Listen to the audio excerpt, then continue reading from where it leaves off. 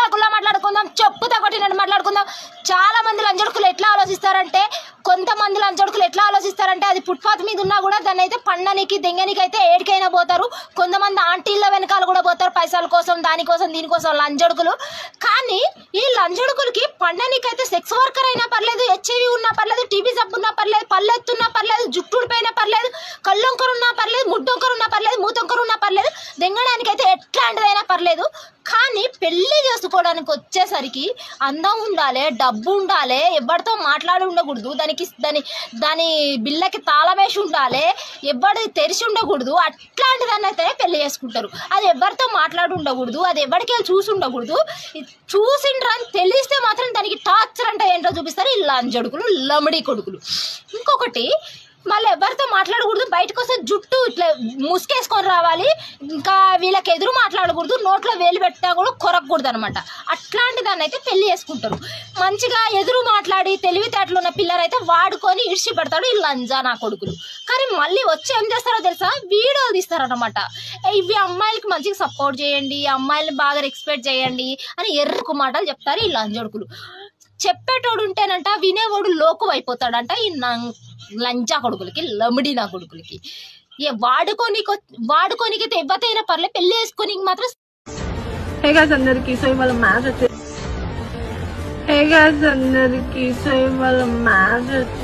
ఒకటి వచ్చేసి ఏమంటుందంటే, ఇప్పుడు నువ్వు స్వేగాల్ని ట్రోల్ చేసి ఫేమస్ అవుతున్నావు అని చెప్పింది. అమ్మ నా దగ్గర కంటెంట్ ఉంది, నేను మాట్లాడగలను, దేని గురించి అయినా ఫైట్ చేయగలను, ఆ దమ్ము ఆ సత్తా అన్నీ ఉన్నాయి. రేణుగోనే అంటే ఒకడు మోచేతి నీళ్ళు తాగి బతకాల్సినంత అవసరం అయితే నాకు లేదు. నీకు ఒక్కటి చెప్తున్నా, నువ్వు దానికి సపోర్ట్ చేసా, దాని పూకు నాకుతా అంటే నువ్వు వెళ్ళి నాకు ఆ లంజ నా జోలికి వచ్చి నా వీడియోలు ట్రోల్ చేసి అది ఫేమస్ అయింది. నేనంత అవసరం లేదు. అది నిన్నగాక మొన్న స్టార్ట్ చేసింది వీడియోలు, 4 నెలలకెళ్ళి. నేను అట్లా కాదు 5 ఏళ్ళకెళ్ళి వీడియోలు చేస్తున్నా. నాకు ఇప్పుడు నేను కష్టపడంగా నాకు పేమ వచ్చింది. అది కూడా నాకు సొంతంగా నేను కష్టపడితే అది నేను సంపాదించుకున్న పేము. ఆ లంజాన్ని అడ్డం పెట్టుకొని సంపాదించుకోవాల్సిన అవసరం లేదు. ఒక లంజోడికి వచ్చి అంటుండు దాని పూకు మీద ఆతు ఖరీదు లేవంటుండు. అరే నీకంత దాని పూకు అంత ఖరీదు అయితే దాని పూకు నాకు, దాని పూకుల దూరు, లేకపోతే దాని పూకు దెంగు, అంతేగాని నా దగ్గరకు చేతులు దెంగకు. నేనంటే కష్టపడి వీడియోలు చేసుకొని వచ్చిన తప్ప నుంచి ఎవరితో మోసైతే నీళ్ళు అయితే తాగి రాలేదు. ఇంకొకటి, దాని వీడియో చేసి నేనైతే అసలు ఫేమస్ అవ్వలేదు. నాది నన్ను లేపిన వీడియో అంటే ఒక్కటే, అది బస్సు వీడియో నన్ను లేపి కూర్చోబెట్టింది. అర్థమైందా? నేను సొంతంగా మాట్లాడినా, నా సొంత కంటెంట్ మీకు అది తెలిస్తే మాట్లాడండి. ఆ లంజ నన్ను ట్రోల్ చేసి ఫేమస్ అయింది, అది నా ఉచ్చదాగి ఫేమస్ అయింది. దాని గురించి నువ్వు మాట్లాడద్దు. ఇంకొకటి, అరే నా ఆతు ఖరీదు కూడా అది ఉండదు. నువ్వు మాట్లాడే మాట అట్లుంది.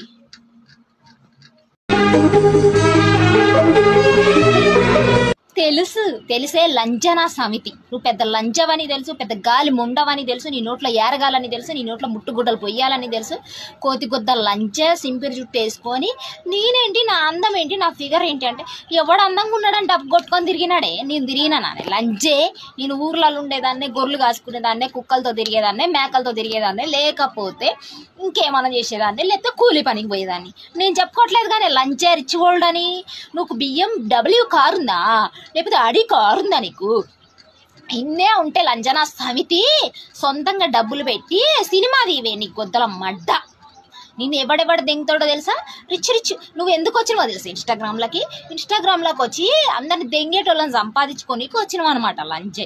ఈడెవడన్నా మంచి సౌండ్ కిట్ దొరికినాడు అనుకో, ఇప్పుడు పత్తిత్తు అయిపోతావు అనమాట. నువ్వు అంటున్నావు కదా, ఎవడైనా ఒక్క మాట ఆఫ్ చేస్తాడు, అదేంది అన్ని తిట్లు తిడుతుంది అని అన్నావు. కానీ లంచే, నేను ఊర్లో ఉంటా, నాకు అన్ని బూతులే వచ్చు. నీ నోట్లో ఏరగనికి, నీ గుద్ద కోసి కారం వద్దానికి నాకు అన్ని బూతులే వచ్చు. ఎందుకంటే నువ్వు లంజే గింజే అని మాట్లాడినప్పుడు ఎడిపోయిందే లంజే. నీ నోట్లో మంది ఉచ్చల బట్టి పొయ్యా. నీకు ఎట్లా పోయాలో తెలుసా? కుక్కుచ్చా, పందుచ్చా, నక్కుచ్చా అన్ని ఉచ్చలు కలిపి ఒక్కటేసారి నోట్లో పోతే, నోట్లో పోసి మళ్ళీ ముక్కులు గట్టిగా బిగబడితే లంచ సోచూరుకుంటావు. లంచి హోల్ సిటీలో గోయిందా అని బొంగు పేలాలు చల్లుతారు నీకు. హలో నమస్తే, మనమైతే కుల్లా మాట్లాడుకుందాం, చెప్పుతో కొట్టినట్టు మాట్లాడుకుందాం.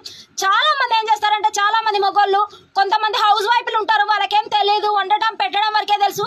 కానీ చాలా మంది తెలియక మగోళ్ళు ఏం తప్పులు చేస్తారంటే, కొంతమంది ఏమో పేకాడ పిచ్చి ఉంటుంది, కొంతమందికి కోడి పందాలు పిచ్చి ఉంటుంది, ఇంకా జూదాలని అదని ఇదని చెప్పేసి వెళ్తా ఉంటారు. కానీ అట్లాంటి వాళ్ళకి నేనైతే ఒకటే ఒక మాట చెప్తా, చాలా మంది ఇట్లాంటి కోడి పందాలని చెప్పేసి పెకాట్లు అని చెప్పేసి వాటికి కూడా పెళ్ళం మెళ్ళల్లో ఉండే పుస్తల తాడు కూడా తీసుకుపోయి ఇన్వెస్ట్మెంట్లు పెట్టేసి గేమ్లు ఆడి జూదంలో ఇరుక్కుంటారు.